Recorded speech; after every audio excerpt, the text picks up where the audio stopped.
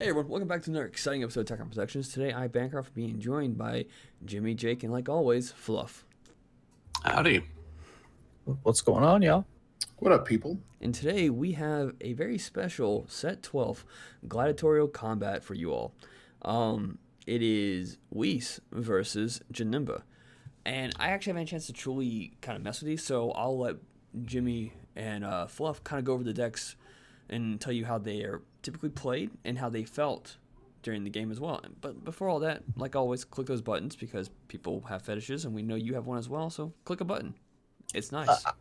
I don't have too much experience with these decks either, and I'm excited to see the matchup. So before I quiet down, can I ask how the fetish thing started?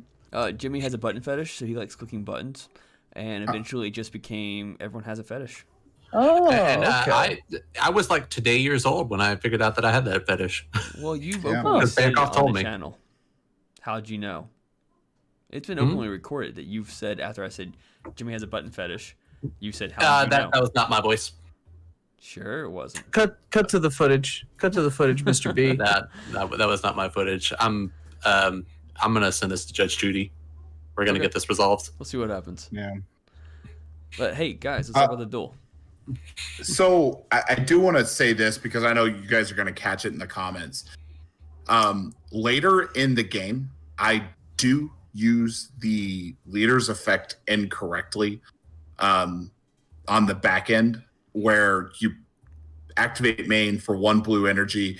You place a card from your life in the drop area and play a Brawly from your energy. I had been Brawly? like, look. On Janemba, sorry. We were just talking about Brawly, but Yeah. you play a Janemba with an energy cost of 2 from your energy. I had been reading Bergamo and other effects all day that played from hand, so in my head it's hand. What it would have changed in this game is I would have saved. I have 2 skillless in hand. I would have charged one and kept that dimension magic or the sensu beam that I charged there. Can't see because of the glare, but I would have kept that in hand and charged the skillless, and then I would have had, it looks like a dimension magic, so I would have had a negate later in the game. It doesn't really change the flow of the game and probably hurts me by doing it this way. Yeah, I didn't feel like it changed anything after we discussed it afterwards. Yeah. So I was kind of indifferent on the decks in this set. I really didn't know what I wanted to play. I know I wanted to play Toa. I know I wanted to play Shroom and Salsa. But when I was busting my case, I was reading the Whis cards as I was opening them, and I was like, wow, these cards are actually really, really good.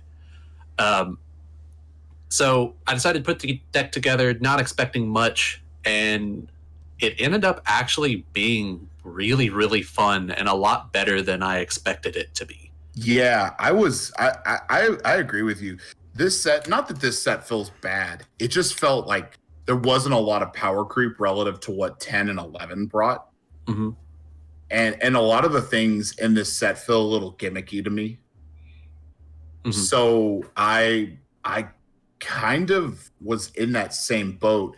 I believe in a video that we recorded that we never released because it ended up being way too long, Bancroft, Jake, and myself were going over cards that were announced or revealed on Facebook. And when we were discussing Janemba, as soon as we started reading through those cards, my mind started homebrewing about what you could do with this deck. Mm-hmm. And I think it was, I think you guys were recording that. I didn't make it to that recording, but right after that, I think we started discussing in the Discord, and we're like, yeah, I'm thinking about playing Janemba, and I was like, holy shit, like I've been thinking about playing Janemba too. And we kind of talked about the ideas of it. Yeah. And I think we haven't discussed it since then. And our 2 paths for the deck kind of diverged and went in 2 very different directions. Yeah. And Janemba was probably the thing I was most hyped for out of the set because I've been playing a lot of Hit Pod. I do like the skillless spam type thing. Yeah. And you will see how explosive Janemba is, and especially being a blue deck where you can run blue restand and stuff like that. Yeah. It really, really makes the deck like a whole nother level of skillless spam. It really does. Yeah. I think in this turn, I end up attacking 10 times. Mm-hmm. or something like that. It's just absolutely ridiculous. And the thing is it feels a lot like Vegeks, where there's little energy investment to it.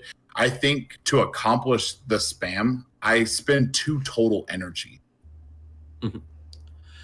And right here, I'm activating the auto on the Vados Unison, which is combo with a skillless from your drop area.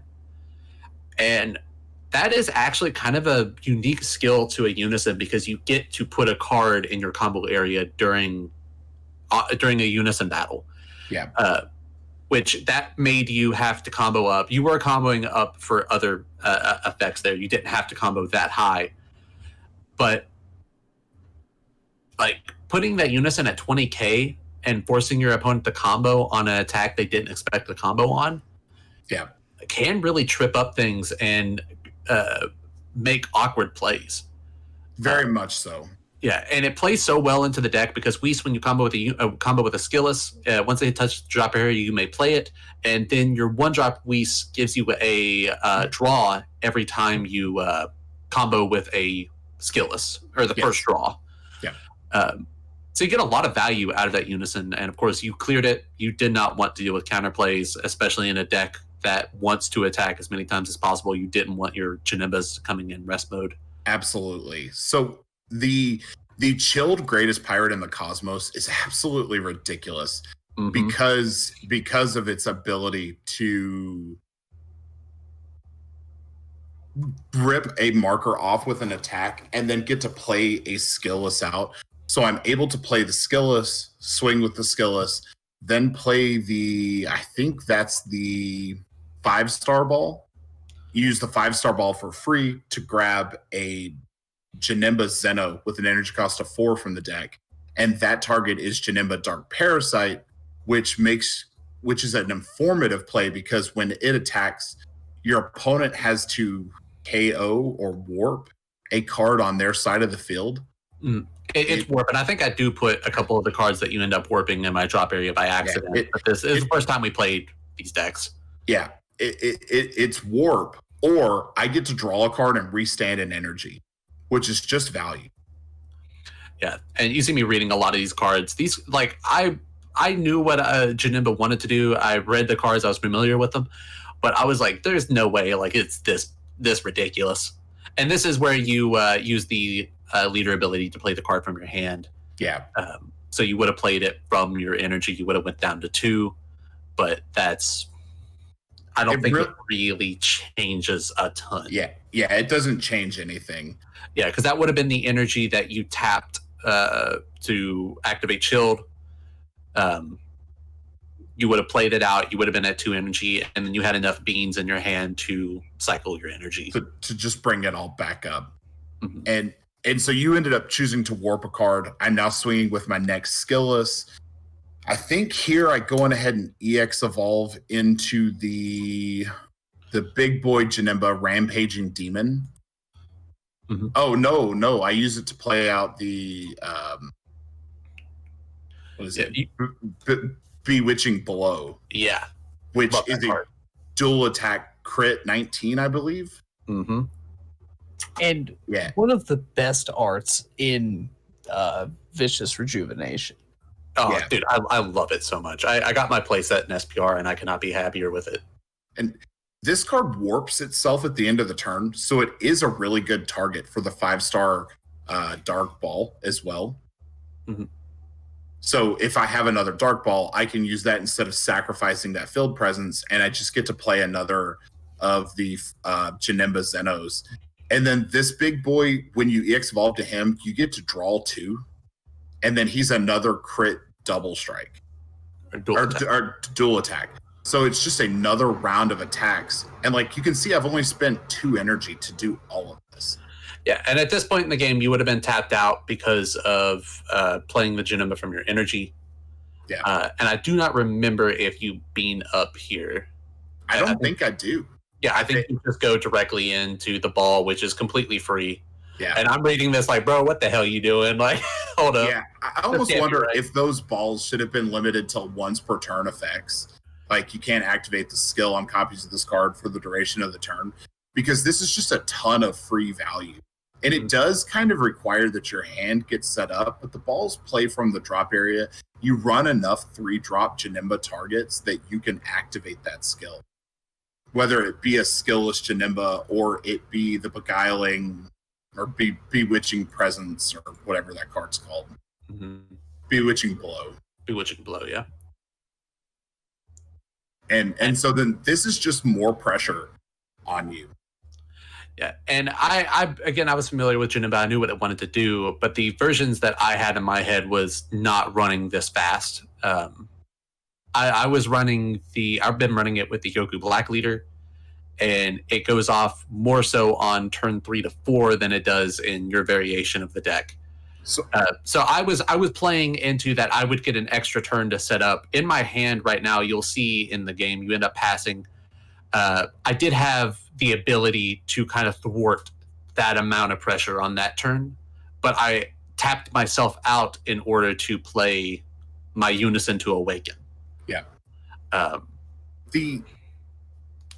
was really not on this Janemba leader for the longest time because the leader feels a little lackluster. But after playing this match and kind of reassembling and reassessing in my head other things that might be applicable as a leader, I think this leader just enables explosive plays because it's activate main on the back that lets you play out a card from your drop area. It basically allows you to make another chain that turn incredibly easier, giving you access to potentially 3 chains on the field in one turn for 2 or 3 energy. Mm-hmm.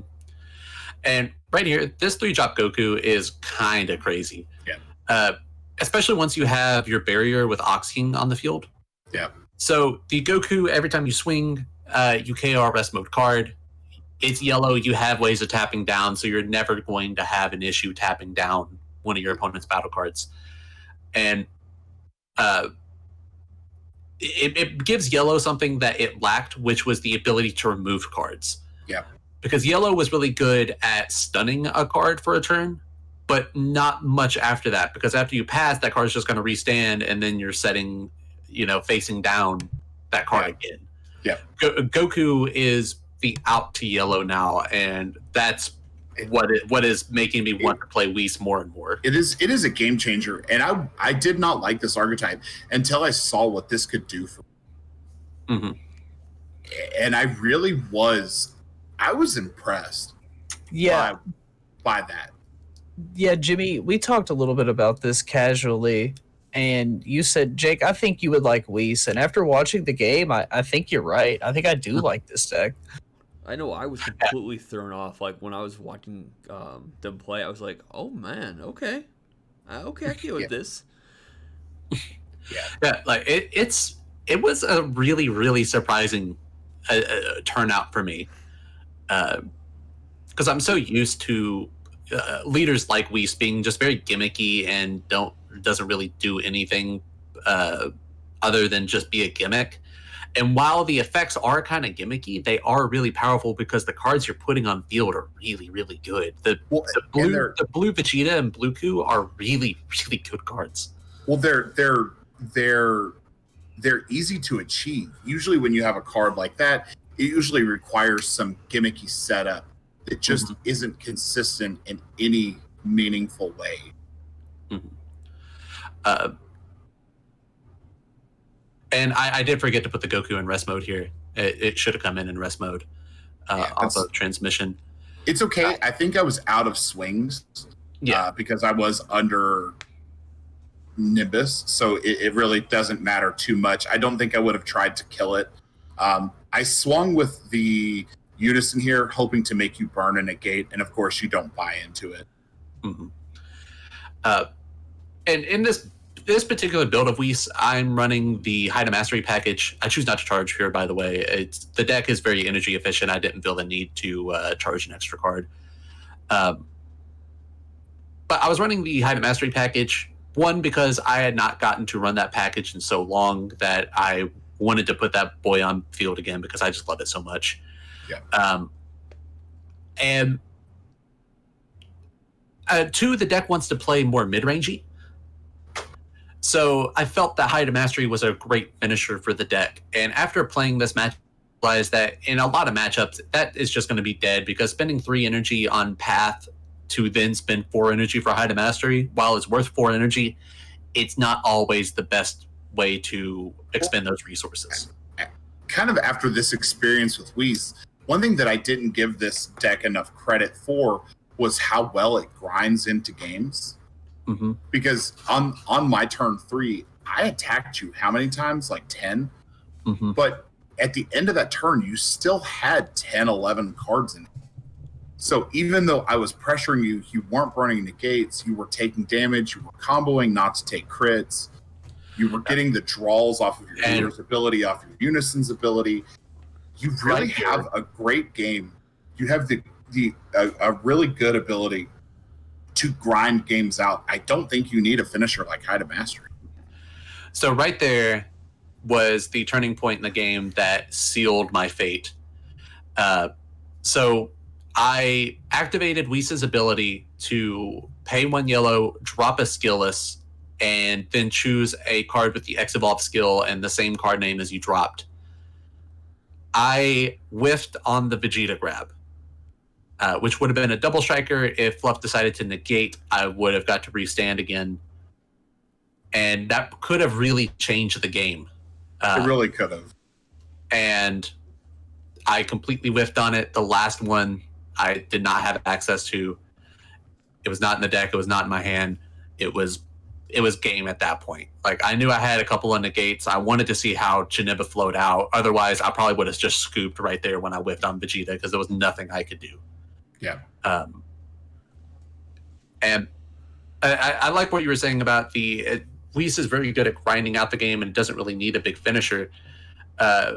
So me and you have been discussing about throwing the U9 Dogs package in this, or not really Dogs because you're only playing the Iron Drake, Chappelle, and Basil. I really liked that idea for the deck.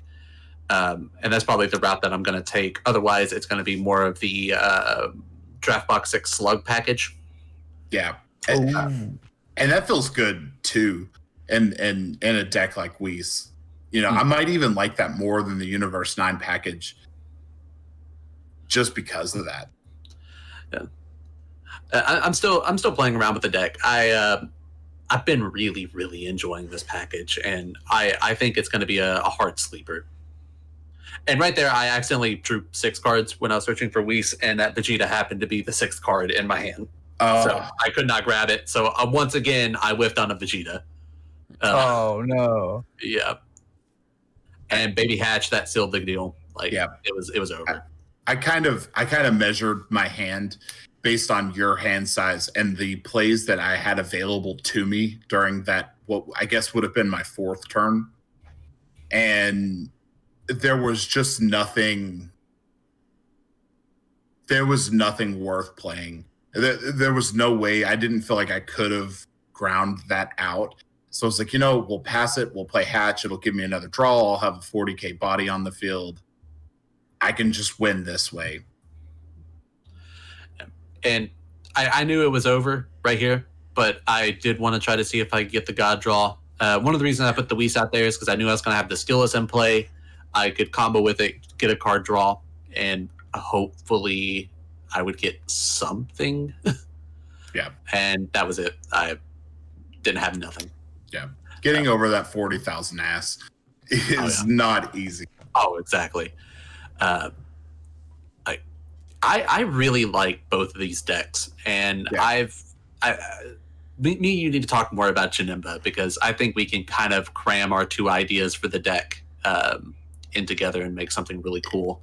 Yeah, and I think so too. I was running the Trunks counterplay in this, and you were like, yeah, I don't know, because you were on the idea of like, no, don't run them, or yes, like you've got to run them at a 4 of. But the way that I saw it was that just run them to counterplays to preserve your chain.